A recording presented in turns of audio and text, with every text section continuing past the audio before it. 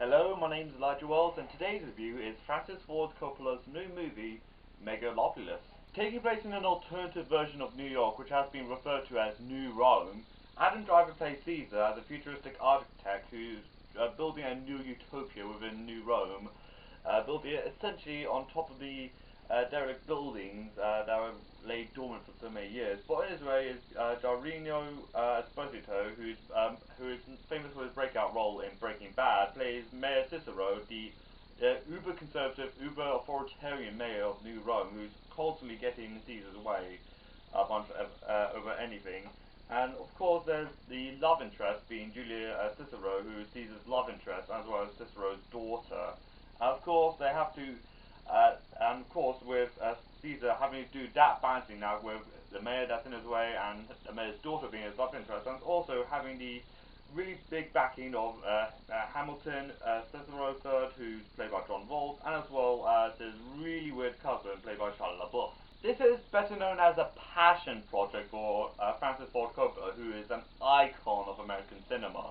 Not just considered one of the greatest filmmakers of all time, but also directed one of the greatest films ever made, according to a lot of people, like Apocalypse Now, or the Godfather trilogy, and also more gothic stuff like Bram Stoker's Dracula as well, and also the more thrillery stuff like The Conversation. Like, he is absolutely huge as a director, but throughout the last 20 or 30 or so years, he's kept somewhat of a pretty low profile. Not just with the two children being Roman Coppola, who he is more famous for co-writing a lot of Wes Anderson stuff, and also Sofia Coppola, who's also a lot more famous than he is right now, not just through her Oscar-winning work on Lost in Translation, and as well as other massive works like Priscilla and Marie Antoinette and Bling Bling. For Francis and his massive comeback, he wanted to make this film as far back as the 1980s, even though he conceived the idea around it since the 1970s. He's been retooling, rewriting the idea, and was very, very close to finally start filming the movie, but unfortunately due to the September 11 attacks and how a lot of the plot elements resemble around that point, he essentially shelved it and worked on essentially a lot of the smaller projects that unfortunately got lost under the radar. Most notable of all being the Apocalypse Now, the final cut, which goes on 3 hours, and a more recent cut of Godfather 3. So he essentially self-financed the entirety of the film by selling his own vineyard to the cumulative cost of $120 million. To essentially put that in perspective, that's essentially the Marvels costed like $270 million, and Godzilla Minus One was pretty much in the region of 50 million or 20 million, with some reports stating it could have gone way up to 30 million. So, with that out of the way, after nearly, essentially 50 years after he first thought of the idea, and 40 years since he took the idea a lot more seriously, we'll just see how well it went down. Unfortunately, the production was anything but smooth. If you've watched the movie Heart of Darkness, which was directed by his late wife, who unfortunately passed away recently, it details how very unorthodox and downright chaotic and unethical a lot of the filming was of Apocalypse Now, which essentially did echo its way into this movie. Like, for example, a lot of the designer works, like the movie apparently at one point had no art department whatsoever, because they all just left of him, and so did the visual effects group. And of course, that movie was filming like way ahead of schedule, which again was proven diversive to a lot of people, and also allegations of harassment from Francis Ford Coppola towards an extra, which again was pushing a lot of people the wrong way. And of course, he was found suing some film magazine, Variety, I think it was, for making a hit piece about him, which he took a lot of offense of. So. Which detailed the extremely unorthodox production and harassment and just general mistreatment of a lot of extras and the crew members. So, even though this has happened before with the Apocalypse Now, particularly in the film Heart of Darkness, which is considered by a lot of people one of the greatest documentaries ever made, and something I do firmly recommend you check out, let's see if it does bear the same weight as the movie.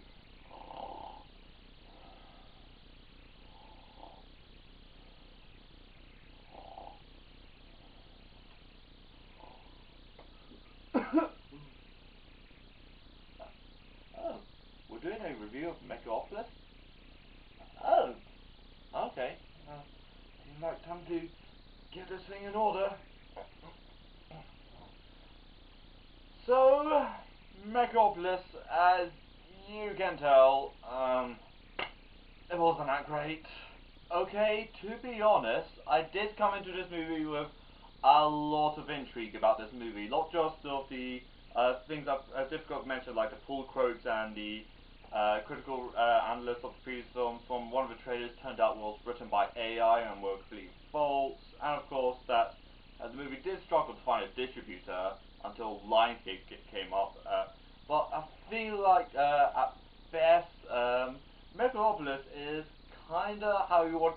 How do you put your logic into this movie? Like, I would put it if my gears were more in more in vision with Coppola, but I think I've just seen it like a few hours ago, and I still don't know how to make out this movie at this point. Even though, yes, the movie does pull a lot of historical allegories, like the fall of the Roman Empire, and of course how that mirrors with the current state that we are at the moment as a human race.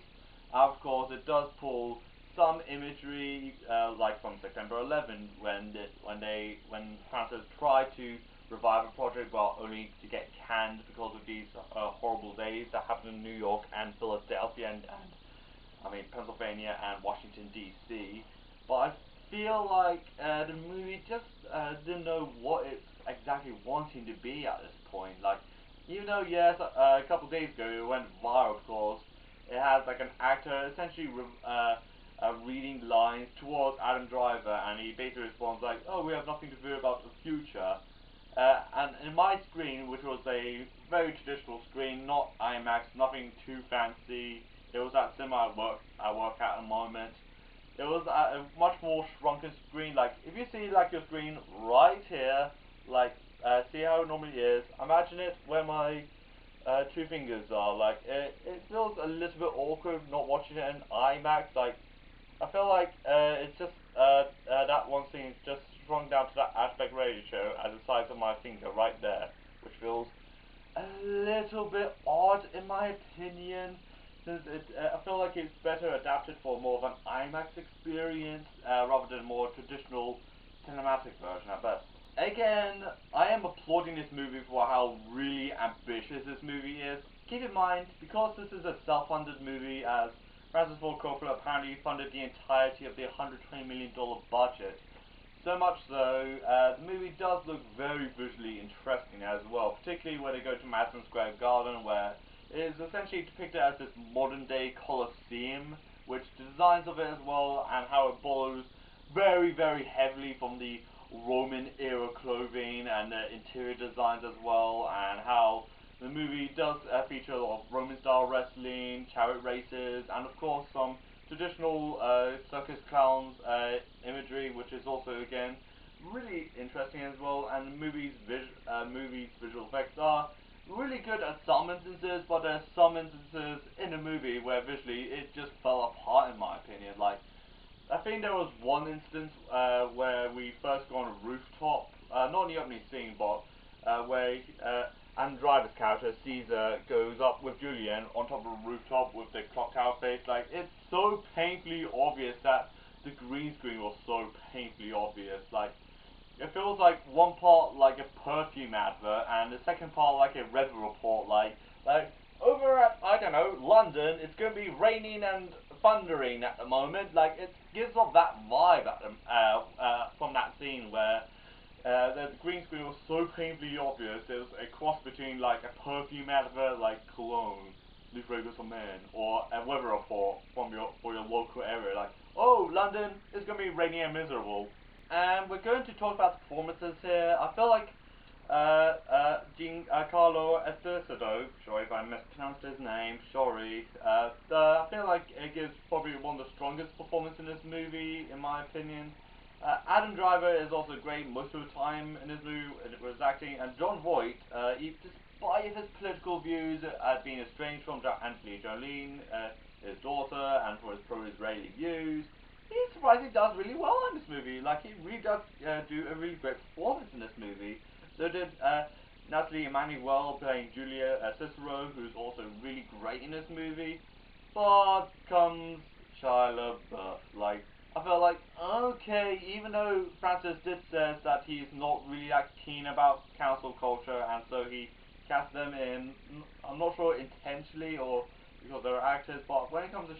LaBeouf. What I can say is he was one part Corey Feldman with that really cringy Today Show stuff when he did like Angelic to the Core, and other parts is how I imagine just Shia LaBeouf just walking onto set and just being himself, as in be pretty crude and inappropriate, a lot of swearing, and look perpetually drunk. Which, again, this is not exactly a good look for Shia LaBeouf, who has been accused of domestic violence by FKA Twigs, and has been a bit of an artist activist with the "do it" stuff which he did in green screen, and it kind of reminds me more when he dwells more into the political stuff of the movie, particularly in the second half. Reminds me of the "he will not separate us" flag stunt he did like something like nearly 5 or 7 or 6, 8 years ago, when Trump's presidency was pretty much, in my opinion, was peak toxicity. But there's also Lawrence Fishburne, who's basically Caesar's driver and assistant, as well as the film's narrator, who, even though his booming voice is really ever present in this movie, and how he definitely divulges into more Roman allegories and how philosophical it was. I feel like when he's acting, I feel like most of the time it's just there, in my opinion. I feel like there should be a little bit more of him, but at best he was just there.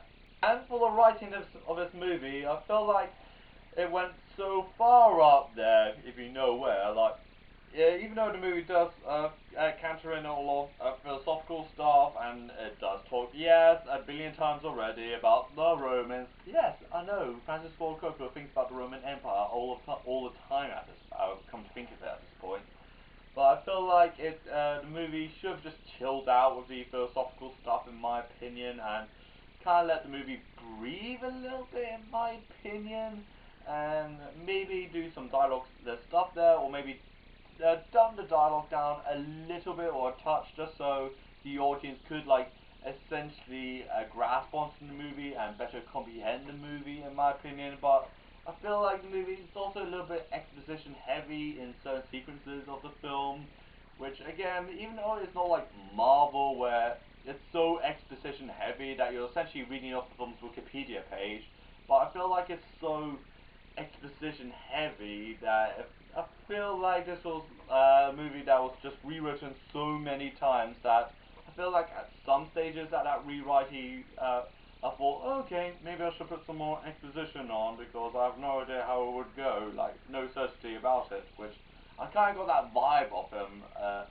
from that movie and how the production went. Like, I feel like the production hell, the development hell that spanned from essentially 40 years pretty much worked against the movie, in my opinion. Like, I feel like it's just being layered to the brim with like studio notes and his personal notes, and how much baggage the movie was getting at that point.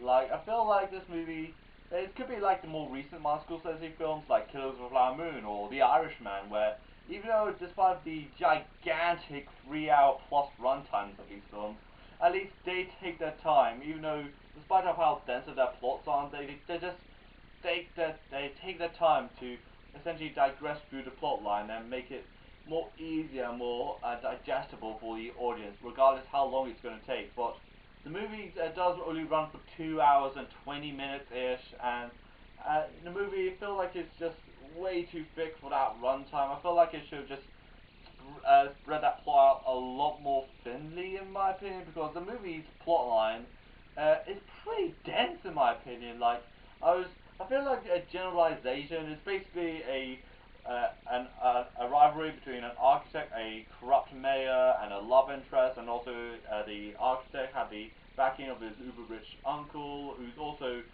keeping an eye out of his backstabbing uncle, and of course there's the whole storyline about his first dead wife, and also him trying to move forward into the future, and there's also a plot line about the blessing of the virgins, and I feel like there's just so much plot details that I feel like there maybe should be like an extended cut which goes on for maybe 3 or so hours to kind of spread the plot out a lot more, because some scenes are just so packed with so much intrigue. I feel like it's giving it a bit too big for itself, in my opinion. Before watching this movie, I did send on my family's WhatsApp if anyone was interested in watching this movie. I think my mum kind of nailed it in the head, as in, what's it really about in this movie? Like, yes, I did send her the trailer of it. Like, she responded, what's it really about? Like, I think I kind of struggled to find out about it. Like, maybe it's a bit obvious, being the how the fall of the Roman Empire is paralleling to where we are in the modern day.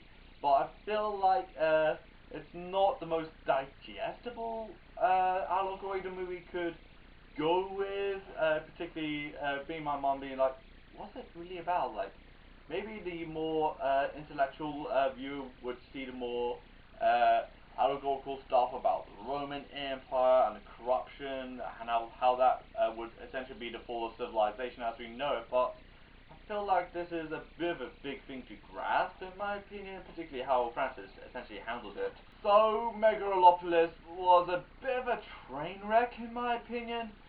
Even though it does have a deeply intriguing storyline, but I felt like the movie just got lost in the mist and fell deep in the woods, in my opinion. Even though the visual effects are definitely a very hit or miss, the acting for most part is pretty good. I feel like the writing is a bit of a daunting task to go through the thick part of the philosophy, and as well as how the movie dealt with its own imagery of like the fall of Roman Empire and its more sci-fi feel. But I feel like the movie is just a Frankenstein monster, in my opinion. Like, it's just so stitched together, it barely resembles like a project at this point. Like, it just feels like way too coupled together from years and years of like his personal notes and all the ideas they had. Like, it feels like it's not really living up to Francis' expectation. Particularly, he's the same guy who did the Godfather trilogy. He's the same guy who did Apocalypse Now. He's the same guy who did The Conversation. He's the same guy who did Bram Stoker's Dracula. Even though I imagine a more patient viewer would appreciate the movie, in my opinion, but again, the pacing of this movie is just really sloppy, in my opinion. Like, even though, like I said, the movie is like 2 hours and 20 minutes, but I swear the movie went on for like 3 hours because of how really uneven and really badly put together the pacing was. It just felt like it just went way longer than it really did, in my opinion. But like I did say, I feel like the story could have like panned out a lot more efficiently if the movie was a lot more longer. Like, if it went less dense with its storyline, particularly in some certain scenes, in my opinion. But even though I will be applauding a lot of the ambition that Francis has put in this movie and a lot of effort that has been put in this movie. But again, the movie has been ensnared with a lot of controversies, like using AI quotes for a trailer, and also inappropriate behavior on set, and also suing some variety over a hit article as well, and also how the visual effects and the art department was allegedly treated, and how that also led to his previous work, Apocalypse Now, being Heart of Darkness documentary, and how essentially chaotic his films are. But again, I feel like I imagine a lot of people should be watching it, in my opinion, even though I didn't personally see it as the best film of the year, but far from it, in my opinion. But I do applaud a lot of people see it and apply it to your own logic, in my opinion. Like, how do you see it, how you wire yourself around it, how you like connect the pieces, in my opinion. But although I feel like Megalopolis is just a major mess that kind of like really poorly interconnects itself and just falls apart at the end, and I feel like it's just way too ambitious for my liking. I mean, not too ambitious for my liking, but way too ambitious for itself, in my opinion. So, for Megalopolis, I'm feeling a 5 out of 10 on this one. So, what do you think of Megalopolis? Let me know in the comments down below. Like this video, subscribe to my channel, follow me on Twitter, Letterboxd and Instagram, and just like your wells, and bye!